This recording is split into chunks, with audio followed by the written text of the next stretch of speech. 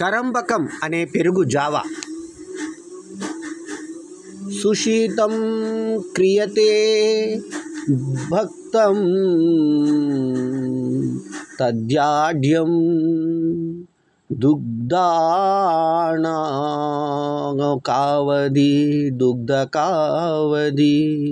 సుషితం క్రియతే భక్తం తదాఢ్యం దుగ్ధ కావద.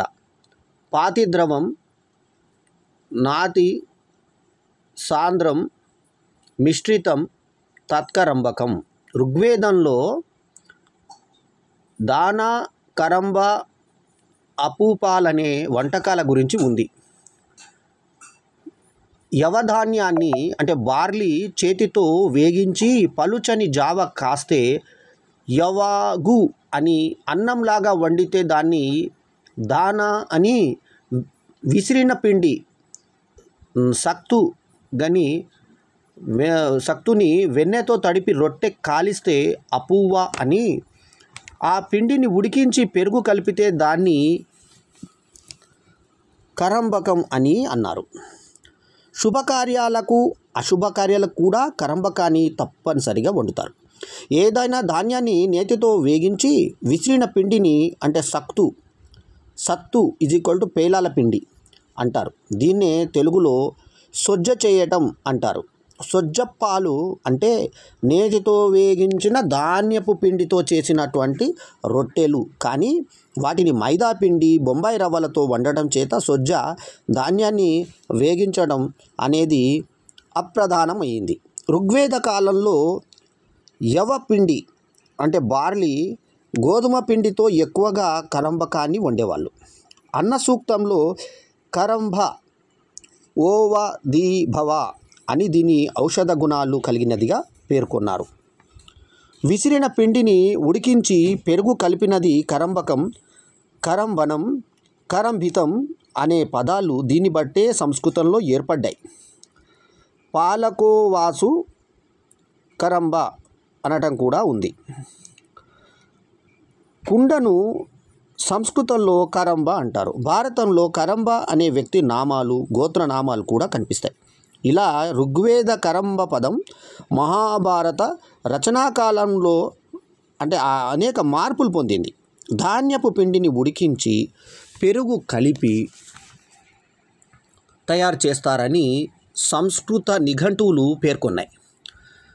Brown నిఘంటువు కూడా పెరుగుతో తడిపిన పేలపిండి అనే అర్థాన్ని ఇచ్చింది. వేగించిన ధాన్యపు పిండితోనే కరంబకం తయారు చేయాలని స్పష్టమవుతుంది. 15వ శతాబ్దం నాటి క్షేమ శర్మ తన క్షేమ కుతూహలం గ్రంథంలో కరంబకం అనే కర్డ్ రైస్ ఎలా తయారు చేయాలో వివరంగా చెప్పారు. మొదటగా మీరు ఎంచుకున్న ధాన్యాన్ని కొద్దిసేపు నానబెట్టి కడిగి ఆరబెట్టాలి. బాండీలో కొద్దిగా నెయ్యి వేసి ఈ ధాన్యాన్ని చక్కగా పరిమళం వచ్చేదాకా సన్న సెగన వేగించాలి. ఆ ధాన్యాన్ని విసిరి లేదా మిక్సీ పట్టుకొని 1 కప్పు పిండికి 1 కప్పు నీరు కలిపి ముద్దగా ఉడికించాలి.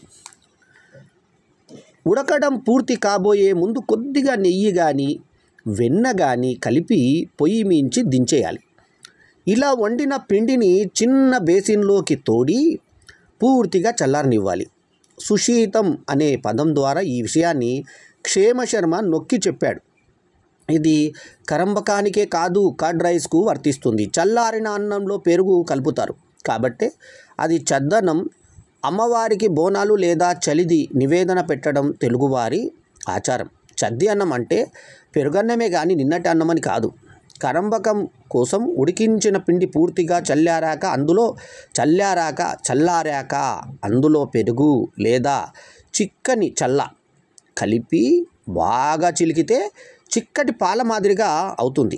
1 కప్పు ఉడికించిన పిండికి 2 కప్పుల దాకా పెరుగు పట్టవచ్చు. అందుకని దధ్యాఢ్యం అన్నాడు.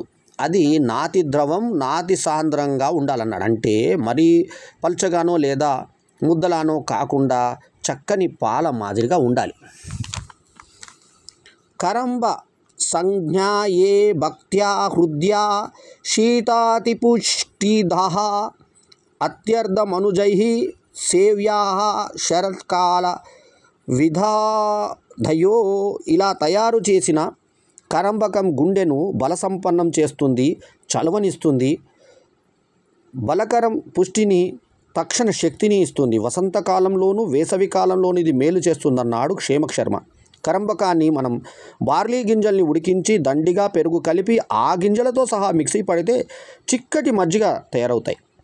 ఇలాగూ కరంబకాన్ని తయారు చేసుకోవచ్చు. ధనియాలు, జీలకర్ర, శొంఠి, మిరియాలు కలిపి దంచిన పొడి కానీ, ఏలకులు, పచ్చకర్పూరం కానీ కలిపి దీన్ని తీసుకోవచ్చు.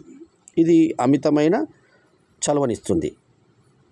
రచన గంగరాజు అరుణాదేవి, కర్టసీ ఆంధ్రజ్యోతి. ఈ వీడియో కనుక మీకు నచ్చితే లైక్ చేయండి, కమెంట్ చేయండి, షేర్ చేయండి. మా ఛానల్కు తప్పకుండా సబ్స్క్రైబ్ చేయండి. ఎల్లప్పుడూ మీ ఆదరాభిమానాలను ఆశించే మీ ఆల్రౌండర్ స్టార్ బల్లెం వేణుమాధవ్. నమస్తే, జై హింద్.